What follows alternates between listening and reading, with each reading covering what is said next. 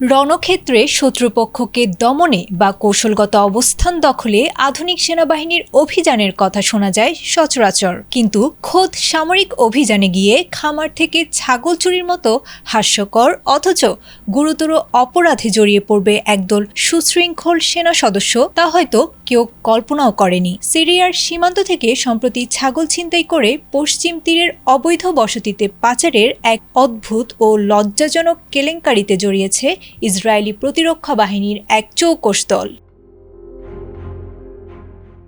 ঘটনাটি গোলান মালভূমি সংলগ্ন সিরীয় সীমান্তের। গোলানি ব্রিগেডের একটি ব্যাটালিয়ন 2 সপ্তাহ আগে সিরিয়ার অভ্যন্তরে একটি বিশেষ অভিযানে অংশ নিয়েছিল। বাশার আল আসাদ সরকারের পতনের পর থেকে সেখানে বাফার জোন নিয়ন্ত্রণ করেছে ইসরায়েল। তবে সামরিক এই অভিযানের আড়ালে একদল সেনা সদস্য জড়িয়ে পড়েছিল পশু পাচারে। দ্য টাইমস অফ ইসরায়েলের তথ্য মতে তারা সিরীয় কৃষকদের মালিকানাধীন প্রায় 250টি ছাগল ট্রাক বোঝাই করে সীমান্ত পার করে নিয়ে এসেছিল। শুধু চুরিই নয়, সেই ছাগলগুলো পশ্চিম তীরের বিভিন্ন অবৈধ ইহুদি বসতির খামারে বিলীয় করে দেওয়া হয়েছিল।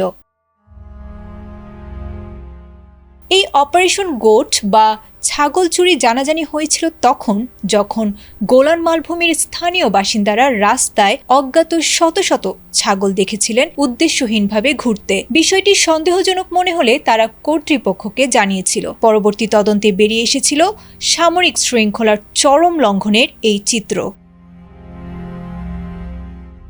আইডিএফ এক বিবৃতিতে স্বীকার করেছে, ঊর্ধ্বতন কর্তৃপক্ষের কোনো অনুমতি ছাড়াই এই ন্যাক্কারজনক ঘটনা ঘটানো হয়েছে।